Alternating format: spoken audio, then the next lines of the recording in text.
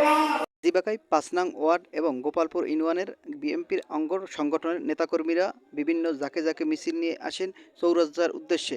কাজীবাকাই ৫ নং ওয়ার্ডের থেকে নেতৃত্ব দেন সুহেল এবং ইউসুফ চৌধুরী। বিভিন্ন স্লোগান মুখরিত করে রাজপথ এবং খুনি হাসিনার বিচার চেয়েও বিভিন্ন ধরনের মিছিল করেন।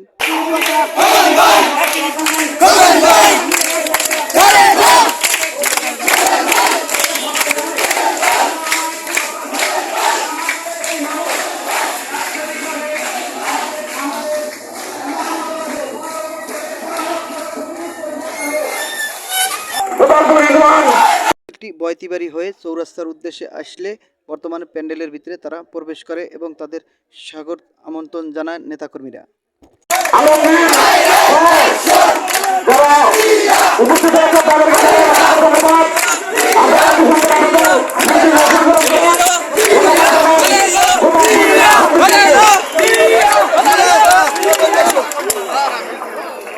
আজকে এই আয়োজন করা হয় বৈষম্য বিরোধী ছাত্র আন্দোলনে যারা মারা যান তাদের রুহের মাগফিরাত কামনা করা এবং যারা আহত হন তাদের জন্য দোয়া করা এবং বেগম খালেদা জিয়ার রোগ মুক্তি এবং তার দীর্ঘ আয়ু কামনা করে নেতাকর্মীরা এক এক করে ভাষণ দিতে চান এবং আওয়ামী লীগের আমলে নির্যাতিত নিপীড়িত হয় সেই বিষয়ে তারা তুলে ধরেন এবং তাদের যন্ত্রণা এবং কষ্টের কথাও তারা তুলে ধরেন।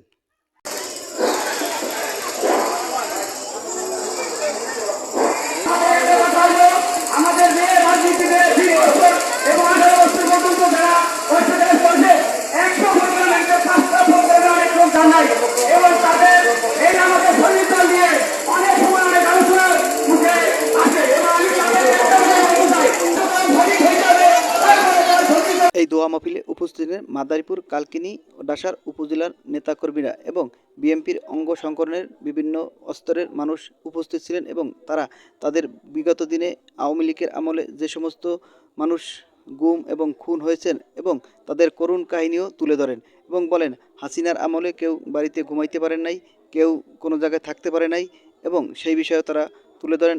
আরও বলেন, আমার প্রাণপ্রিয় নেতা খোকন তালুকদারকে গুম করে রেখেছিল ৪-৫ মাস। আমরা অনেকেই মনে করেছিলাম খোকন তালুকদার আর বেঁচে নাই।